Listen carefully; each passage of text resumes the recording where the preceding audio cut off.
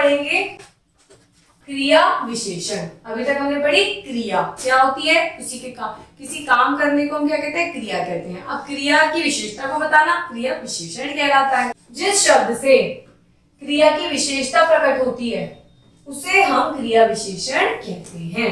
कल तक यह गृह कार्य कर लेगा, वह बहुत बोलता है, नेता लोग आगे आगे चलते हैं। तो ऊपर के दिए वाक्यों में कल, बहुत, आगे आगे शब्द क्रिया की विशेषता प्रकट कर रहे हैं।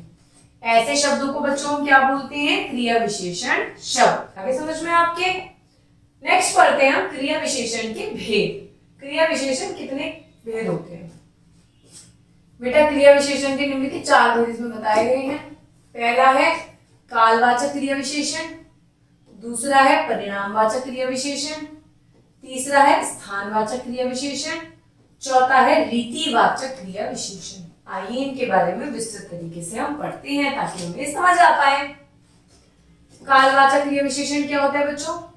जिस क्रिया विशेषण से क्रिया के होने के समय का बोध होता है, लिखा है ना काल मतलब समय, उसे हम कालवाचक विशेषण कहते हैं। वह शाम से पढ़ रहा है, तो हमें टाइम पता चल रहा है ना कब से पढ़ रहा है। श्रमिक दिन भर कड़ी मेहनत करता है, हमें पता चल रहा है ना कि श्रमिक पूरे दिन कड़ी मेहनत कर रहा है। रमा कल यहाँ से जाएगी, तो हमें पता चल गया कि रमा कल जाएगी या परसों जाएगी, समय पता चल गया। तो जिससे हमें समय का पता चलता है उसे हम कालवाचक क्रिया विशेषण कहते हैं। अब आते हैं हम लोग परिणामवाचक क्रिया विशेषण। जिस क्रिया विशेषण से क्रिया के परिणाम या मात्रा को बोध हो उसे परिणामवाचक क्रिया विशेषण कहते हैं। जैसे वह पुस्तक कम पढ़ता है, उसे थोड़ा रुपया दे दो, उसे 5 मीटर कपड़ा दे दो। तो हमने इसमें क्या बताया, क्वांटिटी बताई, तो ये हो गया आपका परिणामवाचक। स्थानवाचक के अंदर क्या आता है बेटा? जिस क्रिया विशेषण से किसी होने वाले कार्य स्थान का बोध हो उसे स्थानवाचक क्रिया विशेषण कहते हैं। जैसे वह घर के अंदर पढ़ता है, तो हमें स्थान पता चल रहा है ना कि कहाँ पढ़ रहा है। वह विद्यालय में पढ़ता है, वह बाहर पढ़ता है, वह घर के अंदर पढ़ता है, तो स्थान का पता चल रहा है। तुम यहाँ सोते हो, यहाँ मतलब जहां मैं हूं वहां सोते हो।